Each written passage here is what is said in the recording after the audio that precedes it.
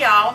Do you love maple syrup? Do you love the taste of maple syrup, but you don't have access to an economical or frugal way to purchase it?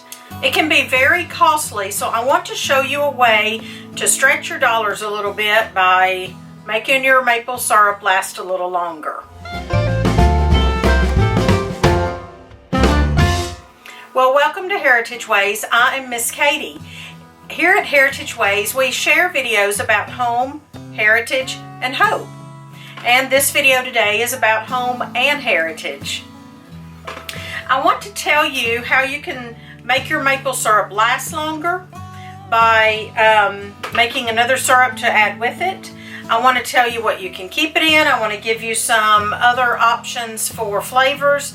And then, while I'm making this, I want to read to you a poem that was written by my great aunt Coriel, and she published it in her cookbook, the family cookbook. She's passed on, but I'll speak of her a lot. I know y'all have heard me mention her and Uncle Pete, and she wrote this family cookbook, a heritage cookbook, and it's really a compilation of history and really great recipes.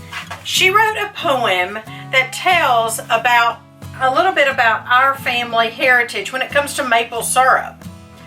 I would like to share that poem with you while I'm preparing the maple syrup. My family has made maple syrup for a couple of generations. Currently, at our Ohio family farm that I will read a little bit to you about, the maple trees are tapped by our Amish friends, the same trees that my great-grandparents tapped years ago. Well, to make our maple syrup, you will need 1 cup of water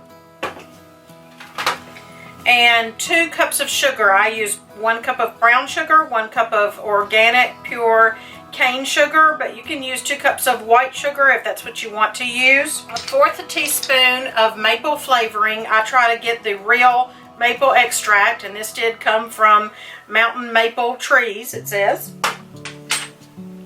And then just a dash of salt. And then I mix all this together, and you'll see how I do that. And then I combine it with real maple syrup that I've purchased. Now, typically I do get it from my Amish friends who have tapped my great-grandfather's trees, but at this time I don't have that access to that, so I've just purchased a real maple syrup, and I combine the two, my syrup mixture with the real maple syrup. Now, that's not the most ideal way to consume maple syrup, but it is a very frugal way, and I would much rather make it with my own ingredients than purchase the bottles of things that I'm not sure what's in there, all kinds of things that we don't want to be eating. Then I will let all of this cool down, and I will put it in a container. And I'm just showing you, these are just some options of containers. These are empty.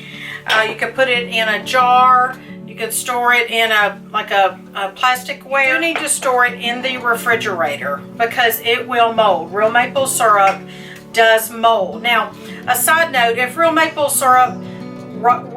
raw maple syrup does mold, actually you can skim the mold off and boil it, and it would be fine to consume. My family has done that for years. You may or may not want to do that, but it is fine to do that. I do want to tell you, you can add different or additional flavors. You can play around with it.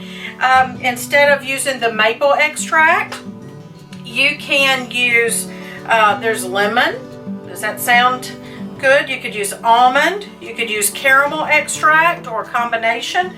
And I make my own vanilla, so that's what's in here. You could use a vanilla extract. So those are options on flavorings. And then one more, you can make it a cinnamon maple syrup. You could use powdered cinnamon. I would choose an essential oil so that you don't have the powder floating around in your syrup. Well, let's get started making our maple syrup. And I hope you enjoy the poem that my Aunt Coco wrote in 1988 about her heritage farm, which is also my heritage.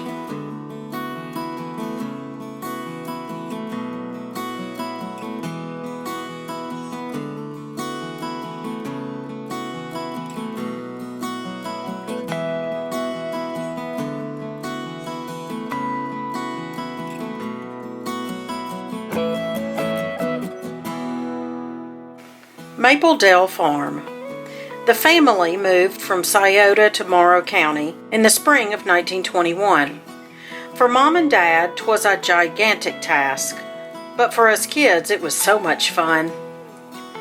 During his trips to buy this land, Dad visited his cousin, Norman, in Westerville, who operated a registered Jersey farm and had a few cattle to sell.